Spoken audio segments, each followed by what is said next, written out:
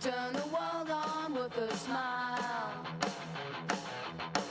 You can take a nothing day and suddenly make it all seem worthwhile. When it's you, girl, and you should know it. With each glance and every little movement you show it. Love is all around, no need to fake it. You can never down, why don't you take it? You're gonna make it after all. Hey everybody, it's me, Rose, here to continue the Paris saga. Let me just say, and I'll probably end up repeating myself in another episode, but it's just really weird being home with all this empty space, without another human being around. I really enjoyed sharing a space with Jose. I think he and I were both a little concerned. I think he would be far too polite to ever say that he was concerned. But just because we're both so used to living alone and we're die-hard bachelors in terms of we never want to live with another romantic partner ever again. And so, that can also just make it weird about sharing a space with a friend. Certainly there's less pressure from friends than romantic partners. But, when you've been friends for a really long time, that can have its own hullabaloo. So yeah, my sleep schedule is still completely off. My last week in Paris, I was sleeping over 8 hours a night, which was wonderful. And the past couple of days, I've been averaging an hour, 4 and 5 hours of sleep, going to bed at early times. Like last night I went to bed at 7 o'clock and woke up, kind of been awake since 3:30 this morning, which is like 6 hours now. So, at 9:30 I'm ready to go back to bed again, and that's not good. I've got more adventures coming up this week. I don't know if adventure is the right word, but I've got other stuff going on this week that I need to be well rested for. But anyway, so there's that. I want to just backtrack a little bit back to talking about the going to go see the Cyclic Huitos and meeting all of Jose's friends at the show. One of the things that I really noticed was that a woman's opinion was welcome, even if that opinion was different than men. It was just great with a couple of people in particular, the same people that happen to be his best friends, because they're the only ones that he can talk to this way. But just to have a couple of people where we just straight in, just go deep, like no bullshit small talk. I think Jose had talked me up to them before I arrived, and then, like I said, he was telling the Henry story in French, and then in the last sentence in English, punk is dead, and everybody would laugh and look at me, and I was like, yep, that's me. I'm the one that's being talked about here. But just going straight into talking about just socio-political differences between the two countries. One huge difference in Paris is that, and I think in France in general, according to Ben, his girlfriend who lives further out in the suburbs or country or whatever, here in America, we're having very open, very frank discussions as well as legislative action based around the trans experience. And we talk a lot about gender fluidity in this country, certainly in places like Portland, Oregon, and other parts in the U.S., but it's kind of become part of the mainstream news cycle here in many ways. Whereas in Paris, that is not the case at all. Nobody there knows anyone who's trans, as far as they know. It's just something that's still very much in the closet, which was really surprising to me, just because in terms of social and creative and artistic history, Paris has always had a reputation, especially in the teens and 20s and 30s of and 40s and 50s and 60s, 20th century history, was that Paris is the city of love. It's a city of many things, and sexual liberation for many people. It was a place that would welcome people that might not be welcome in their own home. For example, a lot of African American musicians and singers would perform in Paris because they could, and they could do it by walking through the front door of the club instead of having to enter in the back door like they would in America. They wouldn't have to use a separate bathroom. There was just it's the city of liberation in a lot of ways. So that was just really surprising. And one of the things that we also talked about was just in their own scene here in the 21st century, Jose has really had to do a lot of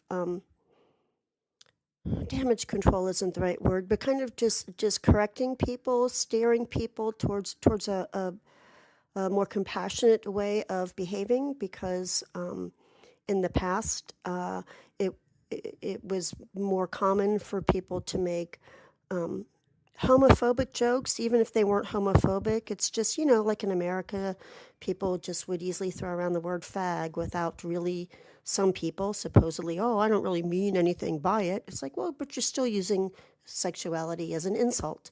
And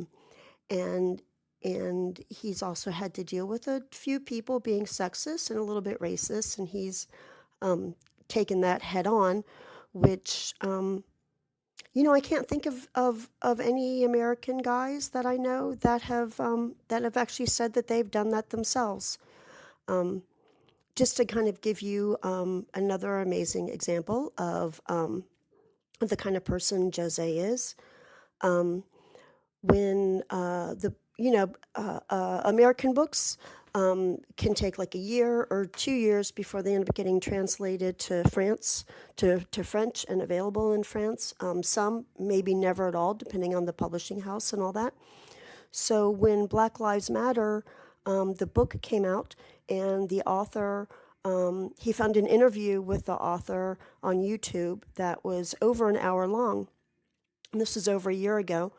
And he knew that the book wouldn't be available in France anytime soon, and he felt that it was something very important going on not only in American culture but worldwide.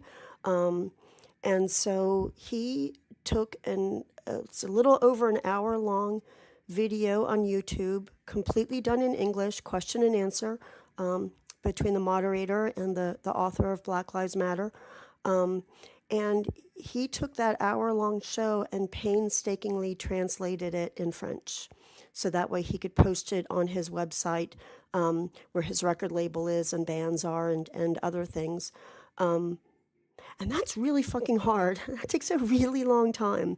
Like, I've just transcribed interviews straight from English to English, stopping the tape deck every 10 seconds to write down what was said. He's doing that and then translating it in French, and then also making sure that he's using certain idioms and certain slang terms that are particular to America, and making them translatable and understandable in French culture, especially in terms of women and race. And so as he was working on it, he would run it through his girlfriend, who happens to be Black as well as female, to make sure that like words like community and safe space. The French don't have it's a different concept. Even using the phrase people of color, which is very common in America to use, and I'm going to assume Canada too, to be all inclusive for people who everywhere from Asian to African, all shades in between. If you use the term people of color in France, that would be considered kind of a racist term. And instead, they use the phrase colored people, which, of course, in America has kind of been seen as an old-fashioned phrase, kind of like Negro. So that's, just the fact that he had to work through all of that, and didn't have his ego so tied up in it that he recognized he needed the collaboration of another to get it done, correctly. I think really speaks a lot to him as a human being. And like I said, I just, with the exception of my friend Spike and the new friend from the old book club, Jeremy, um, I can't think of any other American men who kind of think along those lines.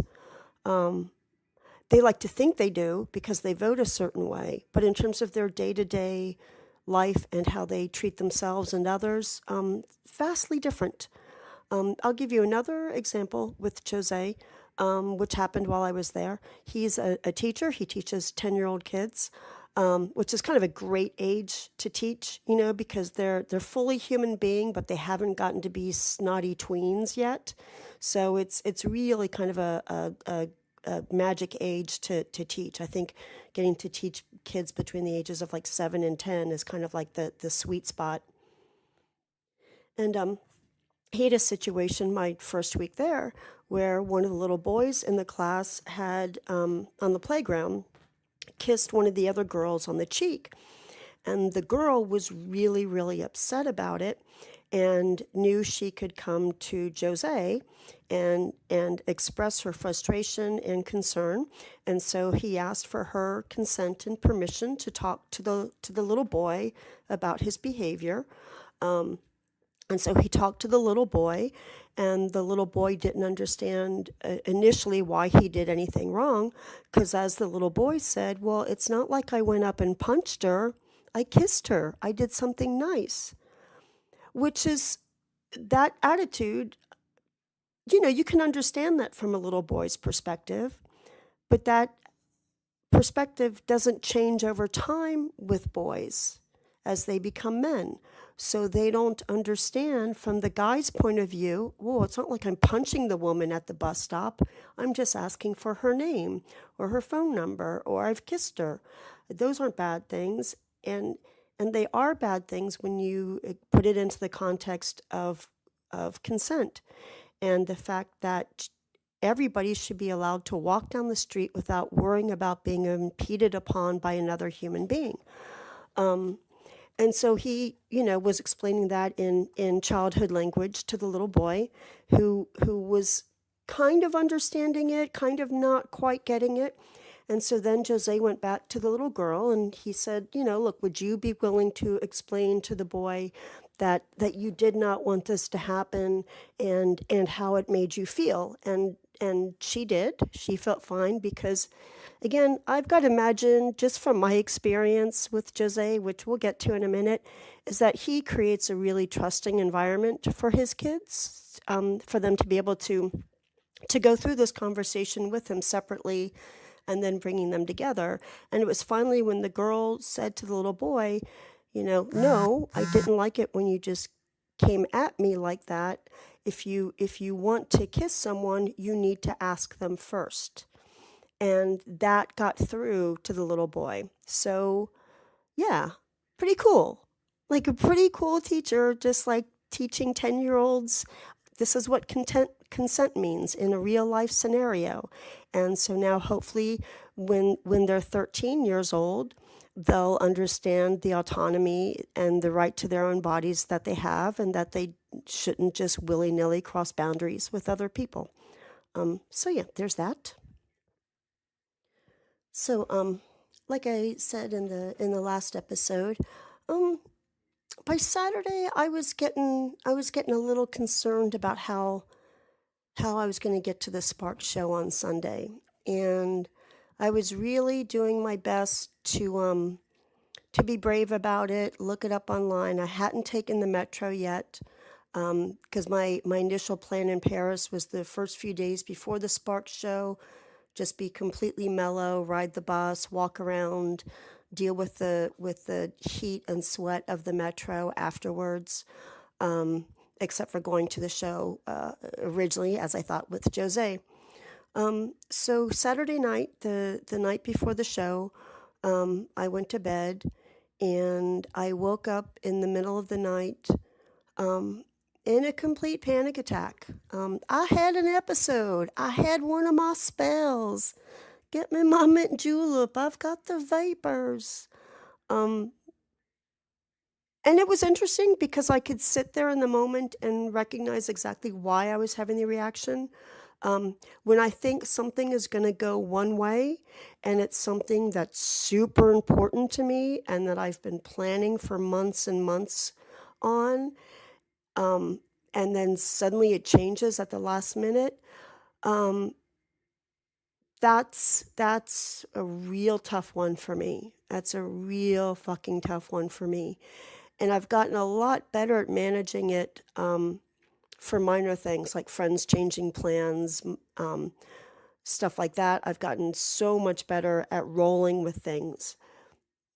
But this was my fucking pilgrimage. This was it for me. This was the most important thing that I was going to enjoy all year long. I mean, I built it up to a lot because it really did mean a lot to me. So there I was at midnight, wide awake, and at 1 a.m., wide awake, 2 a.m., wide awake, 2:30 in the morning, still wide awake. No, not 1 ounce of drowsiness anywhere on me, just pure panic. And then that just leads into crying. Um, and I thought I was being quiet about it, especially because, like I said, we're sleeping in separate rooms, separated by a hallway. My room didn't have a door that closed. Jose's did, and his door was closed. But yeah, I was not completely as quiet as I thought, and poor Jose stumbled out. He later said at first he thought he was dreaming, but then he was like, "No, that's a real sound. What's wrong?" And so he comes out, in the middle of the night, woken up. There's this woman crying in bed, and I'm not. Taking the time to slow down so he can understand me in English. It took me a couple of seconds to do that, like an idiot. And I basically just explained everything that I explained here. Let me also backtrack. I had told him I'm going to see Sparks again in San Francisco this weekend, and I'm already kind of dreading it, and I started dreading it right after I booked the trip because of this one friend who is inserted into the plans that I did not want to be part of the plans. And the fact that this person kept throwing out suggestions, rapid fire via messenger of all the different things we could do while I was there, and all of them cost money. And I kept saying, no, no, no, no, no. I'm not looking for things to do besides seeing Sparks at all. All I care about is seeing Sparks. I'm keeping a couple of extra days there just so maybe I can wander around with my camera, or maybe there's an exhibit at the museum, which it turns out there is at the SF MoMA. But I can't afford to spend money on things. I'm not a rich tech person working at Lucas Ranch like you are. I don't photograph my food on Instagram constantly because I'm not a fetishist. I didn't say quite all of that. But I kept trying to say, like, I mean, it got to the point where he was sending a suggestion for some vintage estate sale out in Napa Valley, which, of course, now it probably isn't going to happen because Napa Valley's on fire. But it was something that it would take an hour and a half to drive out to, and it would cost just to go and look around. And what the fuck am I going to bring home on an airplane anyway? And he knows that I'm on a disability income and that I've got no money, and that the only reason I'm making these trips is because of stuff that I've sold, but I'm still going into debt in order to do it. And I just kept saying, like, stop, like, no, like and I finally had to say to him, like, look, you're putting so much pressure on this trip. I'm not looking to do anything. I will have just spent 2 weeks in Paris. Trust me. I will be satiated from exciting experiences. Speaking of exciting experiences, Millie is running around like a cat out of hell. And I kept saying, like, stop, like, please just stop. And so finally he responded, oh, okay, I'll ease up on the suggestions. And I'm like, what part about no are you not understanding? Which is funny because we met because we're fans of the band No Means No, which is how Jose and I met. And and I finally told Billy, like, look, if you keep putting this pressure on me, all I'm going to do is dread this trip instead of looking forward to seeing Sparks, which is all I wanted to do. My plan when I booked the trip was I want to see Sparks. It's going to give me a chance to get to know Amanda better, who I met through Billy, and that's it. Billy wasn't part of the plan. Amanda invited him, which I understand why. That's how we met, and so it makes life, easier for her. She feels less weird having me there, having her good friend there. That's all cool. But suddenly he decides he's the man driving the car and telling us like what our weekend plans are going to be. And it's like, fuck off, fuck off. And then when you say, oh, okay, I'll ease up. It's like, no, I'm not asking you to ease up. I have said no 5 times now. I have said stop 3 times now. I am responding now by saying, please, period, stop, period, now. And that took care of it. So I explained all that to Jose, earlier in my visit, and he just was like shaking his head like, what a fucking idiot that guy is. Like he was like right there in my corner. Like he completely, like as another man, he completely understood what I was talking about. And he knows very well how my mental health can be a little winky dinky. So, so there he is dealing with me in a panic attack, and I'm kind of explaining it, and he's, and he'd even been concerned about the fact that the printout tickets are in my name, and if he just shows up with a ticket in my name but his ID, will he get in? Like he had, some concerns too. So he walked back into his bedroom for a couple of seconds to like clear his head and get some thoughts together in his own fucking language for a change. Poor bastard, constantly switching back and forth between languages. Jesus Christ, how lucky am I to have such a friend. And he came back out and he said, okay, this is the time that I'm supposed to meet my sister at the Metro. I will get up earlier now that I've kept him awake, and it's like now 3:30 in the morning. He's going to get up even earlier, so that way he and I can ride the Metro to where the venue is, and I can see exactly how to get there. And then he was going to go on to meet his sister, and I would go back to his apartment. And he said, if he could not, he understood that I was not going to check my phone once the show started because I wouldn't want to be an asshole up front, which he completely understood.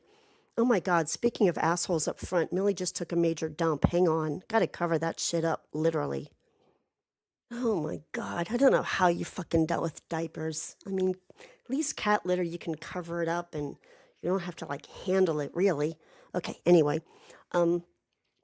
So he understood that, and he said that he would text me when he got there, so I could check on my phone afterwards.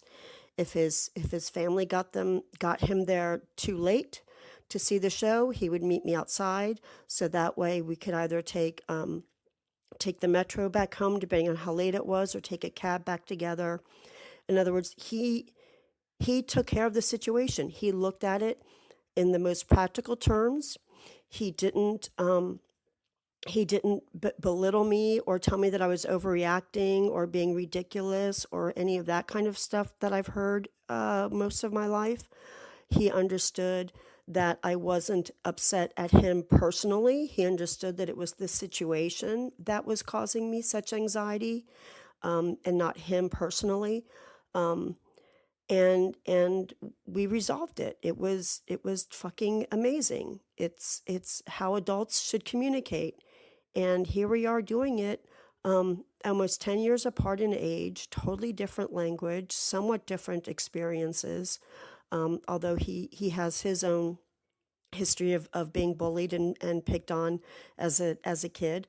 And we like worked through it. And I, of course, kept apologizing because I just felt so horrible, like bringing my dark cloud to such a warm place. And and he apologized for seeming, he said he hoped that he didn't seem like cold and calculating in terms of like solving this situation. And I'm like, no, that's exactly what I needed. And he's had girlfriends in the past with severe issues with depression and worse behavior and addiction issues and all of that. And when they would get hysterical, he just always gets calm because that's very self-protective for him. And it's so that way at least one of them can try to come up with an answer. And I'm like, you're a fucking genius. It would be nice if you could be cloned. A lot of people could use a person like you in their life. That is exactly what's needed.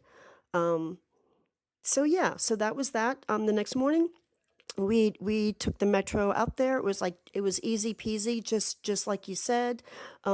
He was really funny. He goes, I don't want to tell you what the metro station looks like on the inside in case you haven't seen it before. I want it to be a surprise because as you know, Sanchez, different metro stations on the inside have different decor, design, whatever. Not all of them do, but some do in a very dramatic way, including this one, which I had seen before. I was kind of hoping it was the same one. I just didn't remember the name of it. But yeah, it's the one right by the Museum of Science and Industry. And so inside the metro station, there's these little glass windows that have little dioramas and things and pictures and stuff behind them. It's very magical. It's very pretty. I went back and took pictures of it another day. So he walked me to the venue. I walked back to the metro. Everything was peachy keen. He went on to have the hell time with his family that he really wasn't looking forward to doing. And that's another reason why I felt bad and something that I also was really, really clear with him. I knew that he was stuck in such a shitty position. He didn't want to go see his family. He would rather spend that day doing anything else but seeing his family. And he didn't want to let his friend down or have his friend feel unnecessarily anxious. And he also wasn't necessarily that psyched about seeing sparks. He didn't understand my complete lunacy over them and fixation on them and like why I like such a produced sounding band when he also knows what punk rock and like avant-garde weirdness that I also enjoy. Like it just completely befuddled him that I liked this band. So with all of that, like he was a fucking champ. Just like, God damn, what a fucking champ. So Sunday I get back to the apartment while he's on his way to hell. And I've got 5 hours of sleep, which is nowhere near the amount of sleep I wanted to have before seeing my favorite band for the first time ever. But in a way, it was really good that he wasn't there while I was getting ready on fucking 5 hours of sleep. Because it was one of those things where I couldn't find the hair product that I normally use in France. And, I don't experiment around with a lot of different product. I find one that I like and I stick with it and I'm done. And I could not find it anywhere in my 10-mile walk to Monoprix the couple of days before. So I'm trying to make my hair like not horrible. I'm trying to figure out what to wear that I want to wear that where I'm not going to be too hot or too cold. And of course, like I said, I was concerned about having a pee spot placeholder. And it was kind of raining outside, so suddenly I had a raincoat that I had to put on over my cute little black and white. I looked fucking for me, I looked fucking awesome. For other people, maybe not so great. But for me, I turned out that I was having, everything fell into place in my exhausted, anxiety-ridden haze of trying to pack and unpack and find like where all my shit was and trying to force myself to eat something and then how early am I going to get there to camp out in line. I'll bring food with me and just I was a clusterfuck in my head. And like I said, I think in some ways it was better for all of us that I was alone during that time. Which I even joked around with Jose afterwards, and he certainly, he's lived with women before. He's got a sister. He knows how he can be. So I got there about 2 hours early, and there were already some bedwetters in line, fanboys with their albums in a bag that they were hoping would get signed. And it's like, yeah, that's not going to happen. This, like, I'm sorry your dream isn't going to come true, but Sparks isn't going to get out of a limousine in front of the venue and say, "Oh, let me sign your albums." It's nice to have dreams, fellas, but you've brought your record covers for nothing, and now you've got to worry about them getting smushed in the crowd at the show. Have a great time. So glad I am not you. And I sat in the park for a little bit and ate a little bit of my sandwich and enjoyed the sign warning about rats. Paris is having quite a problem with the rats. I saw no rats. I'm happy I saw no rats. And then I sat at this little cafe that was right next to the venue and tried reading my book while drinking a soda and being cold because I was underdressed under my raincoat because I just had this, like, it was like this black and white houndstooth swing jacket that like like it swings and sways and jumps around like when you move, and you can wear it like a shirt with leggings, which is what I did. So I just had that under the raincoat so that way I wouldn't be too hot inside, but it meant that I was cold outside. Who cares? And then I got in line, and I was like right in the front of the line.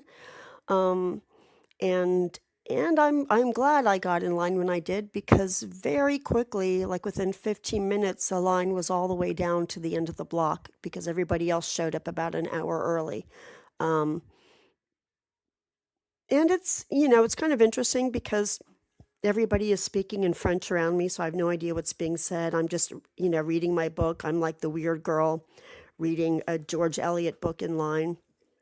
There was this family there that kind of butted in front of other people, and they brought their little kid. Well, one was a teenager and the other girl was like maybe 10 years old, and she had no interest in being there. She was crawling around on the railing, bumping into me, just being a fucking annoying child, at a show that she was completely bored at, and it hadn't even started yet. Like, I felt bad for her. Like, I understood why she was acting out, and I was pissed off at the parents for fucking bringing her there.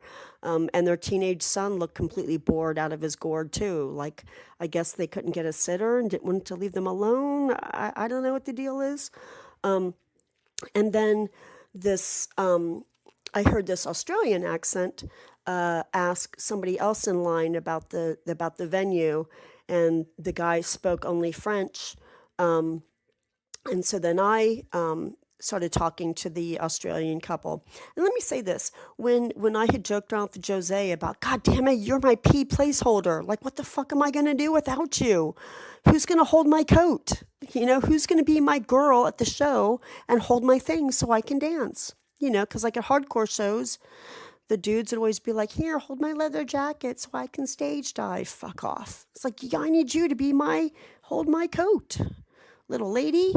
And so, and he said, oh, knowing you, Rose, you'll end up making friends with somebody in line, probably somebody from Zimbabwe. Because here's the thing, which I haven't talked about yet. I was constantly having people being super nice to me the entire time. Just strangers being completely wonderful. And which Jose just kept shaking his head like, I can't believe Paris is being that nice to you. Paris is not nice. Like, this is crazy. And I'm like, okay. So sure enough, I did end up making friends with a couple from Australia. They'd been married for 40 years. He was the Sparks fan. She was not so much, but she was really into politics. And they had been on holiday and didn't realize when they booked their trip to Paris that Sparks were going to be there. So it turned out wonderful for them, because I don't think Sparks has ever played Australia. So he was, they were super excited. And so I was like, great, I've got a pee spot holder. And I mentioned that I had a friend who was going to show up and all that, so they were going to try to hold a space for him too. Now here's the exciting thing, at least for me. I did make it immediately all the way up front of the stage, against the stage. There's no barriers, so you're leaning right against the stage. I was on Ron's side. He's the one that looks like an angry accountant playing the keyboards. He's also the one that writes every single fucking thing. All the music, all the words, he does it. And then his poor brother has to memorize super wordy lyrics. And and that was exactly where I wanted to be because Ron's my favorite.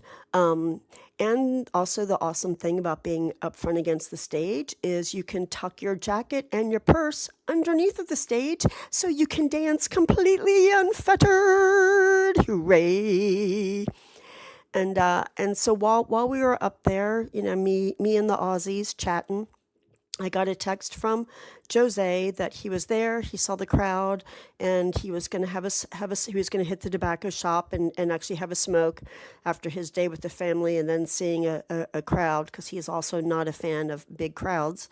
And to not worry, he would see me after the show, and so that was cool. I was like, all right, so I don't have to worry about holding a spot for him. Everything's cool, and the opening act came on, which is really one of the other keyboardists in their really awesome band that they've got touring with them right now. It's like some guys from Mini Mansions and some other excellent musicians.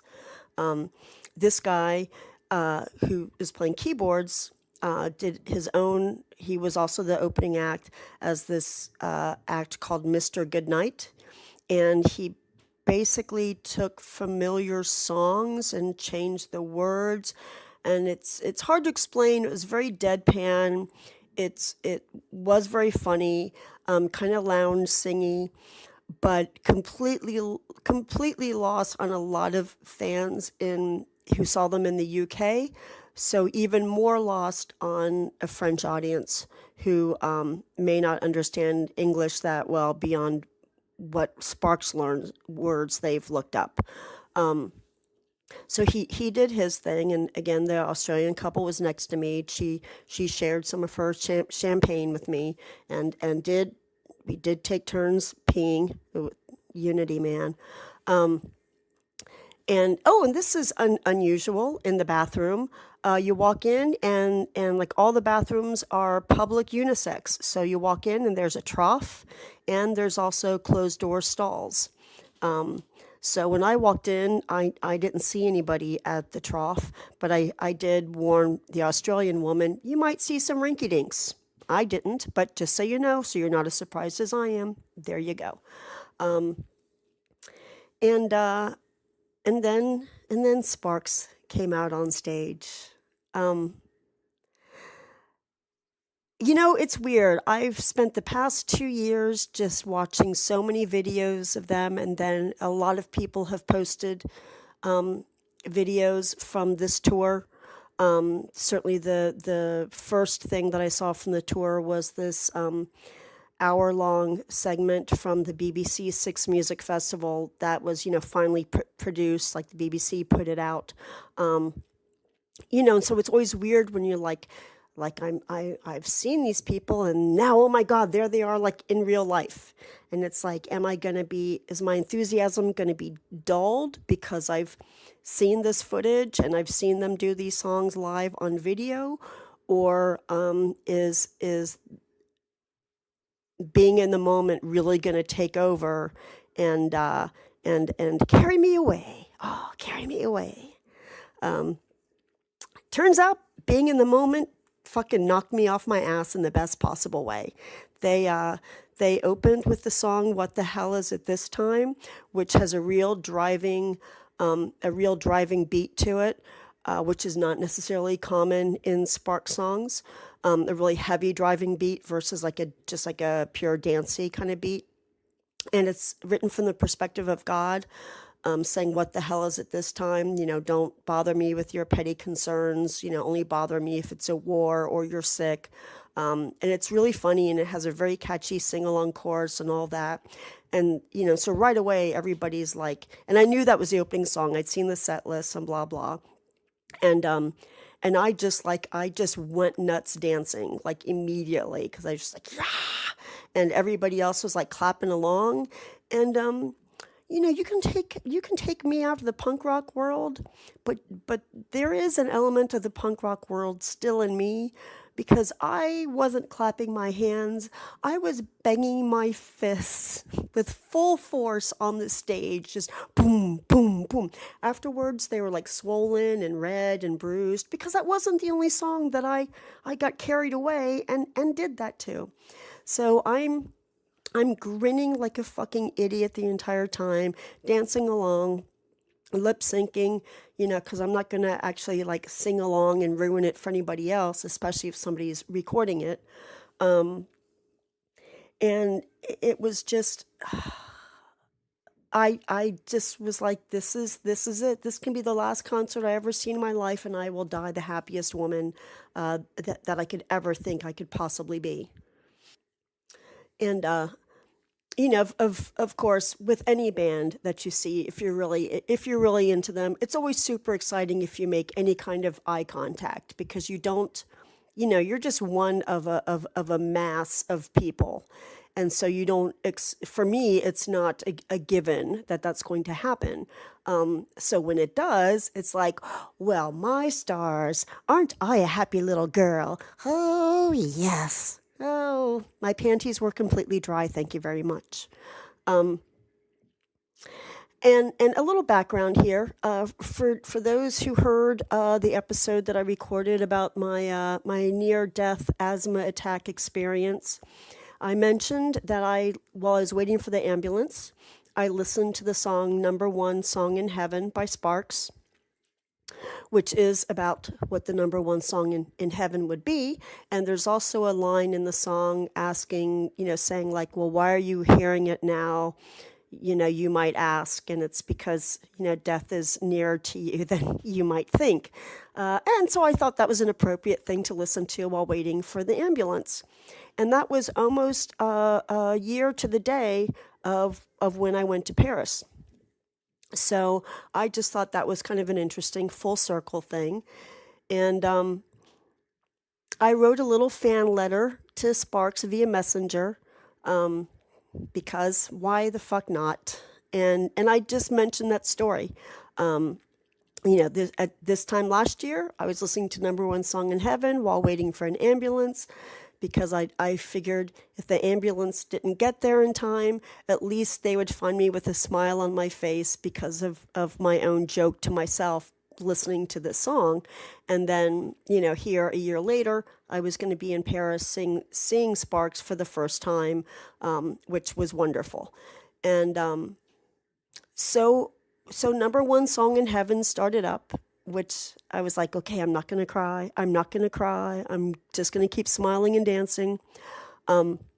Number One Song in Heaven is also the one where Ron comes out from behind the keyboards, takes off his suit coat, counts down, sometimes counts down again, and then suddenly starts doing this crazy dance where he shuffles from one end of the stage to another with this like maniac grin on his face. After looking stoic throughout the rest of the set, this is when he just like bursts out like the dancing monkey that he is. So and I knew that was part of the deal. And again, I'm right up front. Like I actually had to like pull my hands back a couple of times to make sure that like Russ wouldn't, dance across my fingers. Like it's that close, and I'm that excited to like see everything. Like, because the other reason why I love being up front is it helps me forget that there's an entire crowd of people there, because that causes anxiety for me. If I can just focus on the band right in front of me, then I'm completely chill, abandoning myself to the experience, dancing and grinning and banging my fists on the stage and just having a grand old time. And so it came to the dance part, and and Ron took off his coat and started the shuffle, like aimed right at my face, like on my side of the stage and straight in front of my face, not the Aussie couple next to me, not the people on the other side. And it's like, okay, I don't know if you saw the fan message or if it was relayed to you, and I don't care. All I know is I've got full Ron face smiling right in my face, smiling, and he's like dancing there for like a little bit, a little bit longer than normal before he starts switching and going to the middle of the stage and then back to the other side and then comes back to our side again. And I was like, I can die now. I've gotten to smile at Ron's smiling face right back at my fat smiling face. Life is pretty fucking good. Another thing that Ron does during performances, or at least during TV performances that I'd seen, is he'll just randomly lip sync a line here and there. It's whatever, for whatever reason, it's the one that he's chosen to lip sync along with. And so it's, when it happens, because he is so stoic behind the keyboards, it's kind of just like this little dose of magic where he's like, kind of breaking for a second to like lip sync along. But you're also like, I'm at least also like really compelled to watch the lead singer, Russell, running around singing, dancing, and having a wonderful time. But I also don't want to miss any of Ron's lip syncing, so I'm still also looking over there, kind of back and forth. And I got to catch a couple of times when he lip synced, which was during the song "When Do I Get to Sing My Way," and Ron lip synced along with the line "Women Seduce Me," which was kind of hilarious because he's 71 years old. And then there's this other song, Amateur Hour, which is an old hit of theirs from the 70s. And there's this line, "When it's a go, she'll let you know, whoa, whoa, whoa." And that is also one that Ron was lip syncing, and it was his face facing my face, right? When he was saying like, "She'll let you know, whoa, whoa." And I'm like, oh, I would let you know. Nah, I wouldn't. I'm just not the groupie type. Sorry, not the groupie type. But that was a treat. Like, I caught him lip syncing. And one of the times I made eye contact with him lip syncing, I know, I'm a teenage girl. I don't care. It was fucking awesome. The crowd was going crazy.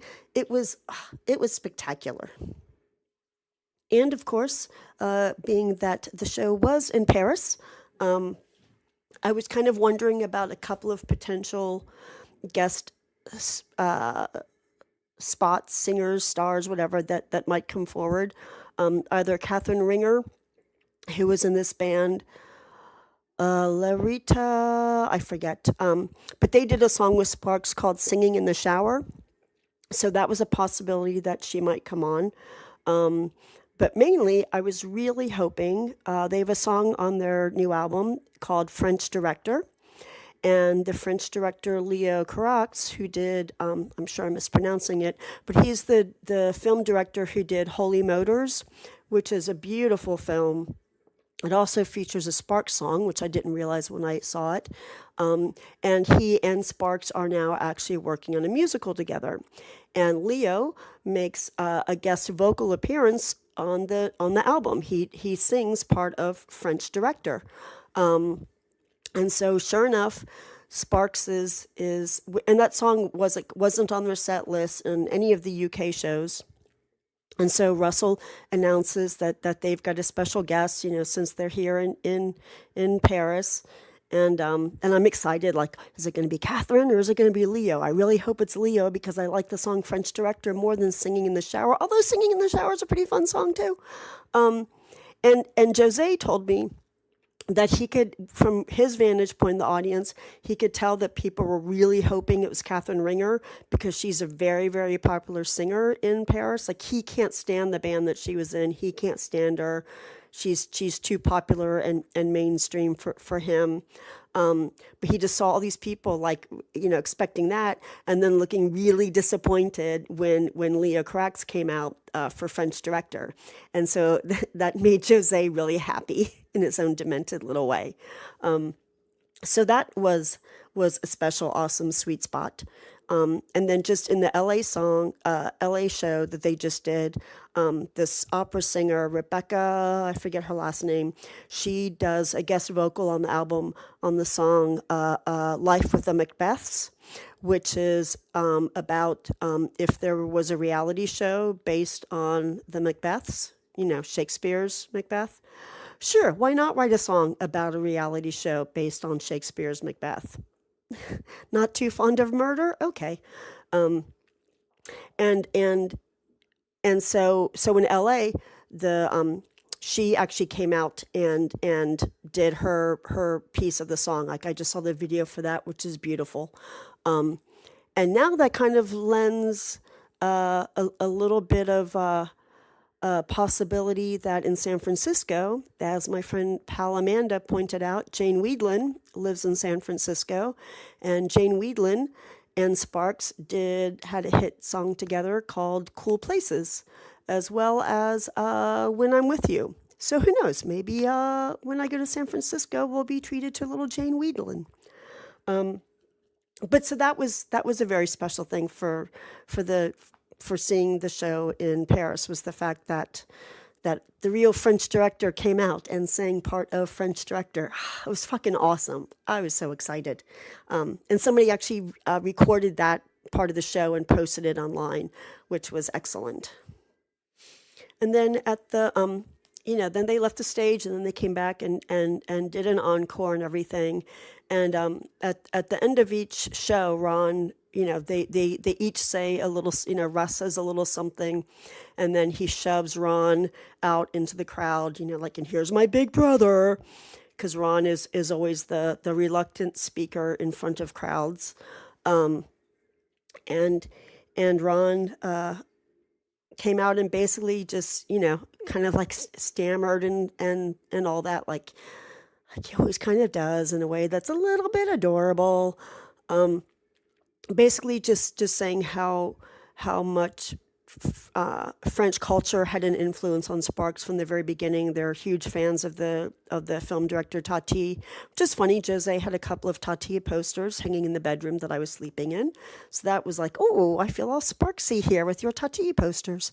And him saying, like seeing French cabaret and French films and French culture and kind of becoming Francophiles, like really kind of motivated Sparks to be Sparks, kind of gave them the idea that, like, we can be an art rock band, we can do this, which the audience just ate right up.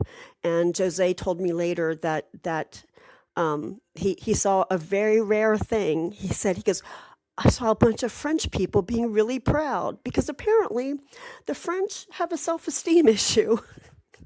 Yeah, who knew? But they don't have the swaggering arrogance that the average American has, which Americans will have even with shitty self-esteem. I can say that as someone who will sometimes behave that way. So Jose just said that it was like really nice just suddenly seeing everybody around him kind of standing up a little straighter, kind of like just like soaking it all in. So that was also just another lovely detail, and it's one of the reasons why I wanted to see them in Paris, and that's the show that I booked before knowing about whether anything else was announced, or rather than going to the UK, because I know of their connection with French culture, and I also just know how much I fucking love Paris.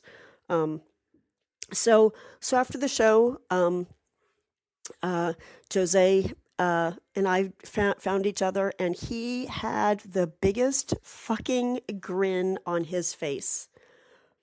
And he just started saying, thank you, thank you, thank you. And I'm like, oh, so you enjoyed it, huh? He's like, they were so good. And one of the things that he liked, and like what made this show more appealing for him than maybe other tours of theirs would have been, was the fact that they had a really rockin' band, and that there weren't a lot of effects used, that it was really basic and really raw versus overproduced. Which is how he tends to like his music. So for him personally, this tour was like the perfect way to see them. Just like for me, seeing them in France or in Paris was the perfect place to see them.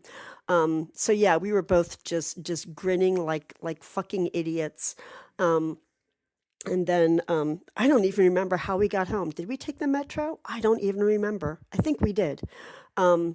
And then when we got home, or back to his place, he started pulling out. He did have a couple of Sparks CDs and a couple of singles. And he said that when he had told his sister and brother that he was going, they were really jealous, and they were like, "Oh no, give us your ticket. We want to go. You don't really care about them," and which was kind of true. And one of the singles that he had his dad's name on it, so he wasn't sure if it had been one of his siblings' records that they had just written their dad's name on, or exactly like how that came to be. And he also had a single from one of my all-time favorite songs of theirs called "Change," which he gave that to me, which was very, very nice. And then we looked at other CDs, and he was like, "Oh, I don't like that song at all. Oh, I don't," and it's like, "Oh, I kind of like that song." And we're talking about it. I was like, "No, you need to give that song another try." And he goes, "Okay, now I will. Now that I've seen them, blah blah blah." And yeah, it was perfect. It was, for me, it was exactly how I wanted it to go. When I thought about how seeing Sparks would be, it's like, I just want a place right up front against the stage so I can shove my stuff underneath, dance like an idiot the whole time, and be on the side of the stage where Ron is so I can see if he does any stupid lip sync, and so I can see him do the dance like right up close, and everything just fell perfectly into place. Despite my 2:30 in the morning freak out, the fact that Jose handled it with such compassion and such maturity made all the fucking difference in the world. And I've got to say, I also recognize ways that I've grown in the past, before I fully understood why I reacted the way I did, to certain situations. It would be really easy for me to blame the other person and think that they were deliberately just being a shitty asshole and not giving a fuck about me. So I would get doubly mad. I would be mad or freaked out about the situation, but I would actually get mad personally about it. And then, because of the therapy and thinking and blah blah blah, I've realized, oh no, it's purely the situation that I'm reacting to. The only time somebody personally makes a difference is how it's handled. But I also have to take in consideration that my reaction is going to seem really weird to them because they wouldn't react the same way because they don't have the same history. So, I can't necessarily expect people to react the way I want them to, because as far as they're concerned, I'm overreacting. But yeah, instead, it just was like it sucked for about half an hour. Well, it sucked for me for hours before then not sleeping. And I'm sure, well, actually, Jose did go right back to sleep because he would not lie about that. He's not a lying kind of guy. And it was perfect. It was magic. And I was so happy that he had enjoyed it because, like I said, I knew he wasn't necessarily a fan. I knew he had really put in some time listening to them, because that's what he does when his friends are into something. He really throws himself into it too, because that's just how he is. And so the fact that he got something out of it and really, really enjoyed it too, I was very glad of that. I was really glad that he didn't just endure the experience, especially, you don't want somebody to just endure something that you're completely mad and cuckoo pants and having a blissful, enchanted time over. So yeah, that was that. That was my first Spark show. And I'm going to see them in San Francisco on Friday. They're doing 2 sets back to back, which I can't even imagine. When I mentioned that to Jose, he's like, I can't imagine them doing 2 of those shows back to back, because they played for a solid 90 minutes, maybe close to 2 hours. And it's a lot of it is really high energy. And Russell is 68, maybe 69 years old now. Yeah, just turned 69, jumping around, dancing, having a grand time. They mix up the songs, so there's like some slow ones mixed in with the fast ones, so we can all catch a breath. It's very lovely. But yeah, I can't even imagine how San Francisco could possibly top my Paris experience. And with that said, I'm going to try to go and enjoy some sunshine. It's the first and only sunny day that I'm actually awake for, and that we're going to have this week here in Portland. So I don't know what the fuck I'm going to go and do outside. I'm not feeling really motivated to go and do anything just for the sake of going and doing, but I feel like I should leave my apartment. And because for the next 2 days it's going to rain, and I'm going to do laundry before I fly again on Thursday. And I've got 2,000 photos to sort through from walking around Paris. I've got a couple of thousand photos to sort through, and some more, maybe another episode to record about my trip. I feel like I was going to say something else about all of those photos, but now I can't remember what it is, and it probably doesn't matter. So yeah, there you go. That was my first ever Spark show. Jesus fucking Christ, it was so good. It was so good. Like the last time that I've had that much fun at a show, just like knowing every single song backwards and forwards, dancing along nonstop, no matter how tired my fat old body was probably like the early 2000s, when I would go see No Means No shows. Because they were just a super powerful live band. And I'd also kind of become pals with them and traveling with them and stuff. So that adds an extra personal element to it. But this was just, whew, doggy. I really did almost tear up during number 1 Song in Heaven, because it was just, like I said, last year at this time was not good. And right before my trip, I got I got a very disturbing phone call and some personal heavy news. So it was kind of super, super cathartic. Now I have to make myself go walk around Portland. God damn it. I loved how safe I felt in Paris. I'll talk about that later. Okay, bye.